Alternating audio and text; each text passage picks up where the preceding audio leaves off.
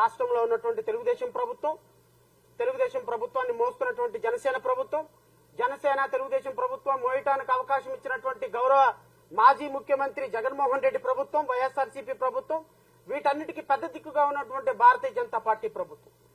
ఈ 4 ప్రభుత్వాలు, ఈ 4 పార్టీలు మాల జాతి గొంతు మాత్రమే కోయలేదు, యావత్ దళిత జాతి మొత్తాన్ని నిర్వీర్యం చేసేటువంటి ఒక ప్రయత్నం జరుగుతుంటే ఈ రాష్ట్రంలో ఉన్నటువంటి 80 లక్షల మంది దళితులు, మాలలు, లేకపోతే 40-30 లక్షలుగా ఉన్నటువంటి మాదిగలు రేపొద్దున రిజర్వేషన్స్ కోల్పోతే, రేపొద్దున రిజర్వేషన్స్ అనే పేరుతోటి ఒకరినొకరు కత్తులు చూసుకుంటే రేపొద్దున బాబాసాహెబ్ అంబేద్కర్ కలల కన్నా రాజ్యాధికార పోరాటం ఎలా సాధ్యం?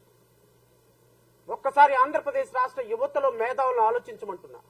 చంద్రబాబు నాయుడు వక్ర బుద్ధికి, చంద్రబాబు నాయుడు నీచ బుద్ధికి, చంద్రబాబు నాయుడు యొక్క అధికార దాహానికి ఈ రోజు మాలలు, మాదిగలు కత్తులు దూసుకుంటుంటే రేపొద్దున క్రిమిలేయర్ సిస్టమ్ తో ఫస్ట్ జనరేషన్ అని చెప్పేటువంటి రిజర్వేషన్స్ కేవలం కుటుంబంలో ఒక్కరికి మాత్రమే పరిమితం చేస్తే రేపొద్దున మాదిగ సోదరులు ఏమైపోతారు, మాల సోదరులు ఏమైపోతారు, ఒక ఎమ్మెల్యేగా, ఒక ఎంపీగా బాబాసాహెబ్ అంబేద్కర్ రాజ్యాధికారం సాధించాలనే కళలు ఏమైపోతాయి? దీన్ని ఎదుర్కోవాలి సోదరులారా. నేను రాష్ట్రంలో ఉన్న ప్రతి దళిత బిడ్డను కోరుతున్నా, ఈ రోజు రాష్ట్ర ప్రభుత్వాలు మాల ఓట్లు మాకు అవసరం లేదు, మాలవాడు అంటే ఊరికి దూరంగా ఉండాల్సిన వాడు, మాదిగవాడిని మాలవాడి మీదకి ఉసిగొలిపి రాజ్యాధికారం సాధిద్దాం, మన చిత్తి పంటల మీద పేర్చి ఆ చిత్తి మంటల్లో చలిగాల్చుకుందామని చూసే రాజకీయ పార్టీలకి మనం సమాధానం చెప్పొద్దా? మనం ఇంట్లో కూర్చొని ఉందామా? మనం రోడ్డు మీదకి రావద్దా? మన హక్కుల్ని మనం సాధించుకోవద్దా? తెలంగాణలో 20 లక్షలు 30 లక్షలు ఉన్నటువంటి తెలంగాణలో లక్షలాది మందిగా తరలి వచ్చి వాళ్ళ ఐక్యతను చాటారు. ఆంధ్రప్రదేశ్ రాష్ట్రంలో 80 లక్షల మంది ఉన్నాం. 8 లక్షల మంది రేపొద్దున గుంటూరులో జరిగేటువంటి మాల సంఘాల సభకి దళిత సంఘాల ఐక్య వేదిక కావాలి. ఇది కేవలం మాల సంఘాలు చేసే పోరాటం కాదు.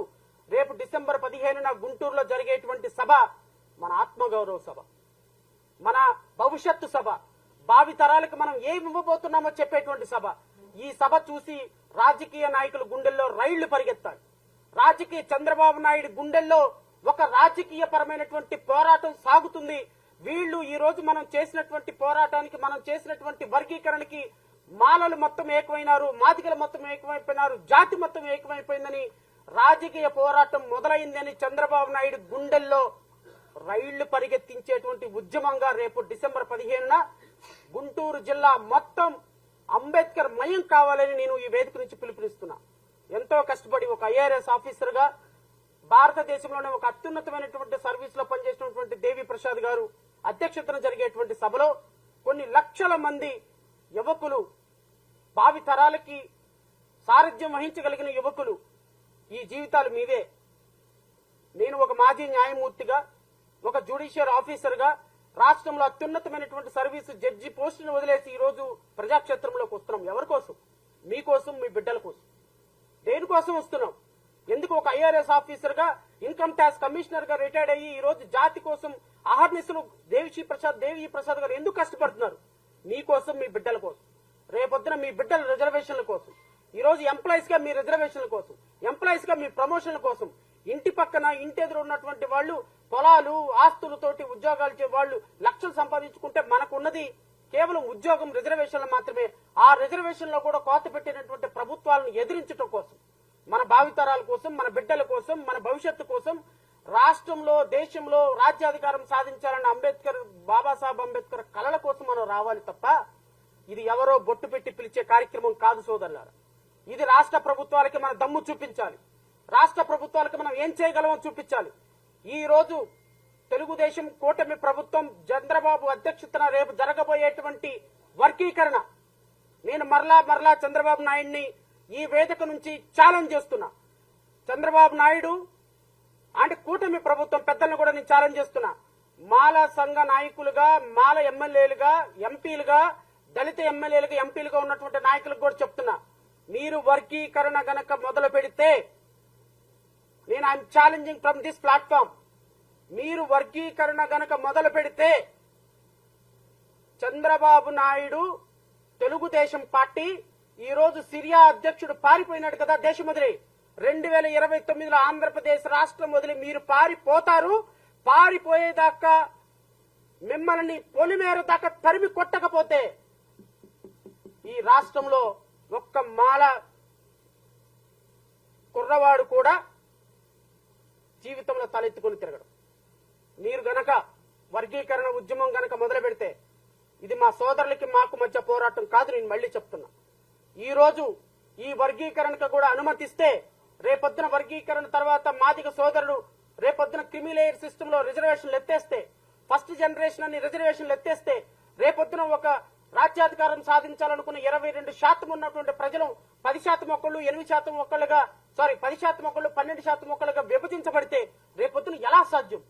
ఈ వర్గీకరణ తోలితుట్ట కలిపినటువంటి ఈ రోజు రేపొద్దున కలిసి మేము పోరాటం చేయాలి, కలిసి సాధించాలంటే ఎలా సాధ్యం? ఈ సాధ్యాన్ని అసాధ్యం చేయాలి అని ఏ రోజు వీళ్ళు కలవకూడదని చంద్రబాబు నాయుడు పన్నినటువంటి కుట్రలో ప్రతి ఒక్కళ్ళు బలిపశువులం కాబోతున్నాం. నేను చెప్తున్నా కూటమి ప్రభుత్వానికి, మీకు దమ్ముంటే మీరు వర్గీకరణ ఉద్యమం కాదని రేపు విభజనవాదానికి సహకరించండి. విభజనవాదానికి సహకరించినటువంటి పార్టీలు, నేను మళ్ళీ చెప్తున్నా, జగన్మోహన్ రెడ్డి గోడ మీద పిల్లిలాగా అటొక్క కాలు ఇటొక్క కాలు వేస్తున్నావు. నువ్వు నిన్న గత ముఖ్యమంత్రిగా అయ్యావు అంటే కేవలం గుర్తుపెట్టుకో, మాల సంఘాలు మాల నాయకులు నీ వెనక ఉండి మాల 80 లక్షల ఓట్లలో నీకు సింహభాగం పడింది కాబట్టే ఈ రోజు మీరు మాట్లాడకుండా దళిత బిడ్డలు కొట్టుకుంటే మాకు హ్యాపీయలే, ఒక వర్గం ఆయన్ని ఒక వర్గం మేము తీసుకొచ్చుకుంటాం, మాకు చక్కగా మా పబ్బం గడుద్దని మీరు అనుకుంటున్నారు. ఉద్యమం చేసేద్దాం, విభజన చేసేద్దాం, ఏం కాదు, మాకు మాదిగలందరూ ఓటేస్తారు, వీళ్ళు కొట్టుకొని చస్తారు అని చంద్రబాబు నాయుడు అనుకుంటున్నాడు. చంద్రబాబు నాయుడు మీరు పన్నే కుట్రలకి కుతంత్రాలకి డిసెంబర్ 15 సమాధానం చెప్తుంది. డిసెంబర్ 15వ తారీఖున నేను అందరినీ రిక్వెస్ట్ చేస్తున్నా, రాష్ట్రంలో ఉన్న ప్రతి సోదరుని రిక్వెస్ట్ చేస్తున్నా, ఇది ఎవ్వరు జరిపే కార్యక్రమం కాదు, ఎవరి ఇంట్లో కార్యక్రమం కాదు, ఎవరు బొట్టు పెట్టి పిలిచే కార్యక్రమం కాదు.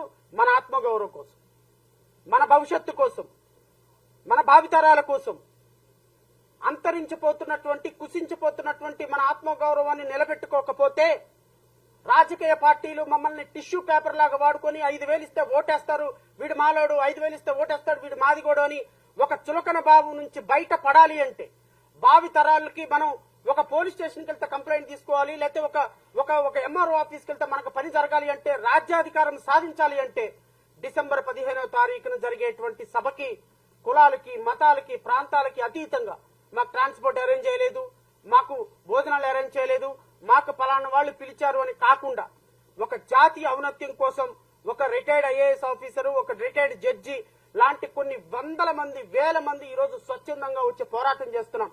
అవతల పక్క ఒకే ఒక వ్యక్తి ఎమ్మెల్యేల సపోర్టు, ఎంపీల సపోర్టు, ముఖ్యమంత్రి సపోర్టు, రాజకీయ నాయకుల సపోర్టు, ఉద్యోగస్తుల సపోర్టు, ప్రధానమంత్రి మోడీ సపోర్టుతో సహా పనిచేస్తుంటే కనీసం మాకు ప్రజల మద్దతు ఉండొద్దా? కనీసం మీరు కూడా మద్దతు ఇవ్వరా? మాకేది రాజకీయ నాయకుల సపోర్ట్ లేదు. నేను కష్టపడి సంపాదించిన డబ్బుతో, దేవి ప్రసాద్ గారు కష్టపడి సంపాదించిన డబ్బుతో 10 రూపాయలు 20 రూపాయలు పోగేసి మేము పోరాటాలు ఆరాటాలు పడి రేపు డిసెంబర్ 15 సభ పెడుతుంటే మేము ప్రజల దగ్గర నుంచి కనీసం మీ యొక్క ప్రెజెన్స్ ను కూడా మేము ఎక్స్పెక్ట్ చేయలేమా సోదరులారా?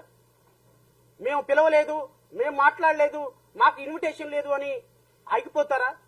డిసెంబర్ 15న అది నా సభ కాదు, దేవి ప్రసాద్ గారి సభ కాదు. డాక్టర్ బాబాసాహెబ్ అంబేద్కర్ ఆలోచన విధానంతో రిజర్వేషన్లు తోసేయాలి, కోసేయాలి, తీసేయాలి అని చేసే ఒక ప్రభుత్వంలో గొప్ప స్థాయిలో ఉన్నటువంటి మోడీ చేసేటువంటి ఒక గారడీకి, మనవాదం ఒక పక్క, రాజ్యాంగం ఒక పక్క జరుగుతున్నటువంటి ఒక పోరాటానికి రాజ్యాంగాన్ని పరిరక్షించుకోకపోతే భవిష్యత్తు తరాల్లో మనం తరాలకు సమాధానం చెప్పాలని ఒక ఆరాటంతో జరిగే సభ.